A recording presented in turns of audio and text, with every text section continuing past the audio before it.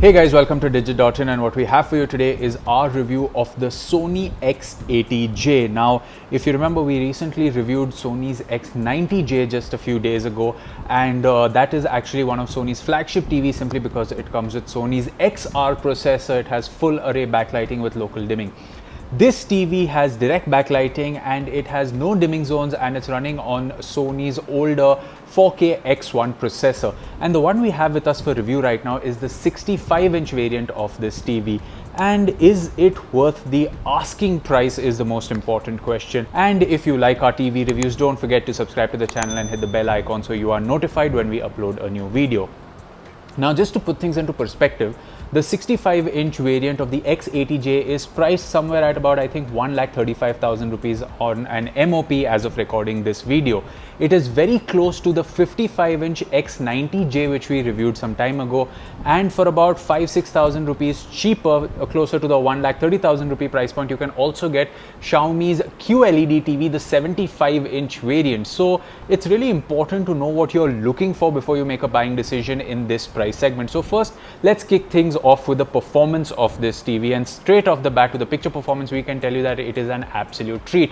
A lot of TVs that we've reviewed do not come with dimming zones, and if you have enough bias lighting, like this room where I'm shooting this, I was watching the TV in this room itself with the same amount of lighting, and I can tell you that it wasn't really a problem with the blacks looking like slightly gray. It has an IPS panel, so you get some pretty good viewing angles from the extreme sides as well. But yes, if you are going to consume content in a pitch dark room, and if you, let's say, have the moon in the center of the screen with just a starry sky all around it, you are going to get that bit of blooming all around because of the lack of local dimming. But honestly, it's really not that bad when you look at other TVs at a much cheaper price point, which is also something to keep in mind. We've reviewed a lot of 50, 55 and 65-inch TVs without dimming zones, and the performance of this TV with blooming is a lot better than those, but then again, this TV is a lot more expensive. So let's kick things off with our standard slew of content before we get into our Calman analysis. So when we watch, let's say, shows like Our Planet or Altered Carbon, which are in Dolby Vision on Netflix, the first thing that you will notice with content like Our Planet is that it really does look rich, and Dolby Vision Bright, like I've always said, is the best preset to leave it on. This does not have the TV does not support Dolby Vision IQ just like the X90J, but any form of Dolby Vision content that you are going to watch on streaming services will look punchy, and you are going to get pretty decent bright highlights. We're coming to brightness numbers in a minute. Even for HDR10 content, now this specific piece of content is a little important to take note of, is when we watch the Grand Tour's opening sequence where you have all these cars in the desert, and a lot of TVs we've noticed a slight green tint or a slight color shift in this sequence, and it's absolutely not at all visible on this TV, which means that this content consumption experience on this TV is a lot better than what we've seen on some competing TVs. Even for SDR content, now when we look at shows like Young Sheldon, which have this really punchy color all throughout, the one thing to note is that even though the cinema preset makes the content look slightly warm like it should, the standard preset just felt a little more right. Even in content on Netflix, like when you're saying watching something like, let's say, Spider-Man Homecoming, the cinema preset does give that movie slightly warm filter to it, but the standard preset is really not bad, which actually got me thinking why. And when we had put out a poll a couple of weeks ago across our social media platforms asking you what is the preset you use most to watch content, most of you said standard. And for those of you that are enthusiasts who are going to consider TVs like, let's say, the X90J, will know to change to cinema when you are watching certain movie like content. Even when you're watching your TV shows, you may keep it at standard, but for most people that are just going to leave it at the standard preset and watch content on the TV, the standard preset of this TV for HDR content and SDR content does such a good job that you may not want to switch to the movie preset, even though the movie preset kind of changes things for certain content for the better. That's how nice the standard preset is. Again, if you're someone that likes the colors screaming at you, the vivid preset on this TV works just like we've seen it work on so many other Sony TVs in the past, and it just makes everything really punchy, but that's a personal preference. So for SDR and HDR content, I would recommend leaving this on the standard preset and shifting to the cinema preset, because even a movie like Mission Impossible looked absolutely really good on the standard preset on this TV, and the cinema preset kind of muted the overall brightness a little bit and brought out the warm tone of the colors a little bit. But then again, I just went back to the standard preset to watch the rest of the test of the movie, simply because I just really like that preset a lot more, which is strange because mostly the movie or the cinema preset gives a more color accurate feeling. So I guess Sony has kind of calibrated this TV in a way to suit the masses, which is now going to get reflected a little bit in our Calman analysis. So Moving on to Calman now, what we found with the color accuracy of this TV is actually something that is very interesting. So let's first kick things off with the 2-point grayscale. You can see that the error is quite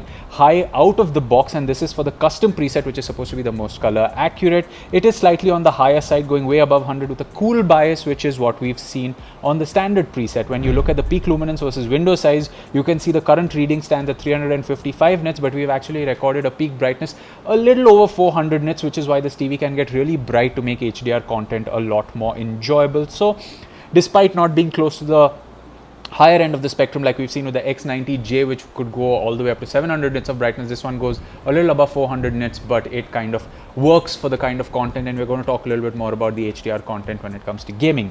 Moving on, when you see the color checker analysis, the colors are pretty spot on with an average delta error of 1.8, which for HDR is actually pretty good. And when you see the pre-calibrated setup, you can see that it does have a slight bias towards the reds going off, but the rest of the colors are pretty close to spot, which again is reflective of the real world performance of this TV. When we move to the color match HDR, you can see the average delta error of 9.73, which is high for the custom preset, but like I said, when you are watching this TV in real world performance, it's keeping in mind the fact that you aren't actually going to mess around with the settings a lot, which makes sense. Now, I'm not saying that the delta error being so high is good or bad. It's just that when you work with different presets on a TV, the color palette changes, and it's not really possible for us to go through every setting to check it, because it really takes us a while to run through this. So we're very selective about the presets that we use to check with the Calman. So I can tell you that while presets like custom and standard might be off, in real world their performance is actually something that's acceptable and pleasing to the eye.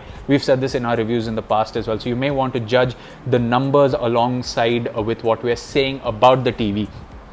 Put simply, the Calman does give you some really important information about the color accuracy of the TV, and if it goes off beyond a point, then yes, it is reflected negatively in the real world performance as well. We aren't showing you post calibration numbers because, let's face it, us showing you post calibration numbers will just tell you how good this TV is after calibration, but how are you going to calibrate the TV? That's the most important question, right? Let us know if that's something you're interested in, and we will do our best to generate content around that as well if we can.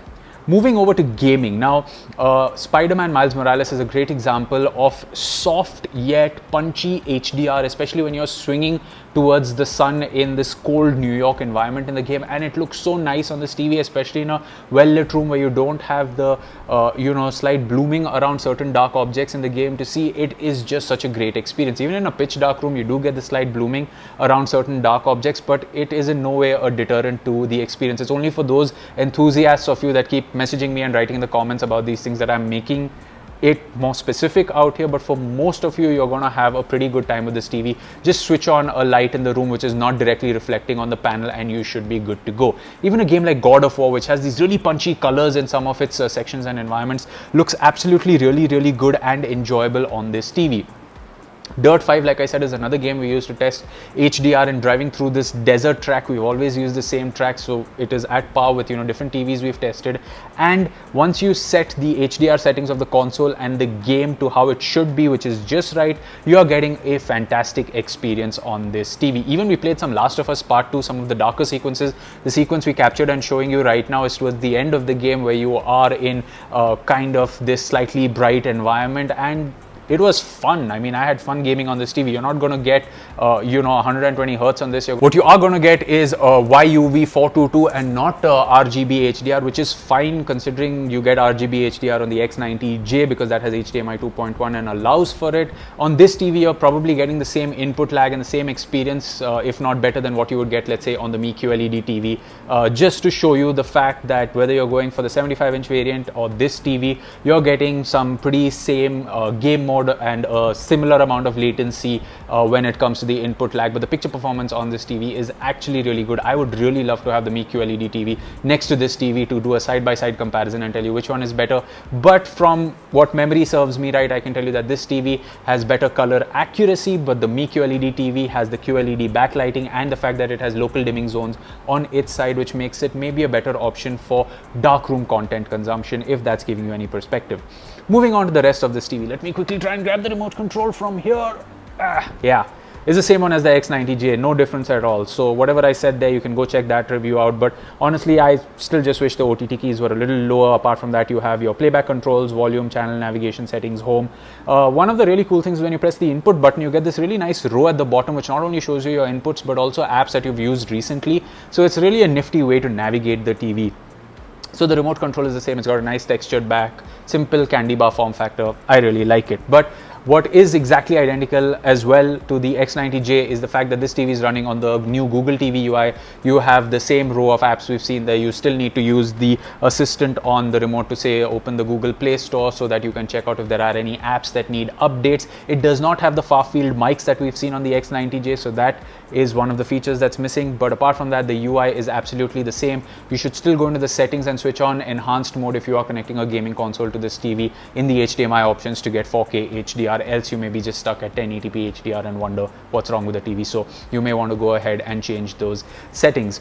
Coming to the build of this TV, it has pretty narrow bezels. It has the same really slim feet which hold it in place. A good thing is the 65-inch variant of this TV fit on my table, where other 65-inch TVs, for example like the OnePlus US, did not, and I had to keep it on the floor. So the fact that if you have a slightly smaller entertainment center, this TV is actually going to fit on it, which is really good. So thumbs up for that. All the connectivity options like you are seeing are on one side. You have 4 HDMI ports, 2 USB ports. You get enhanced audio return channel as well. So if you have a Dolby Atmos home theater, you can connect it to this TV. The TV does support Dolby Vision, Dolby Atmos and HDR10 out of the box, in addition to standard definition or SDR content as well.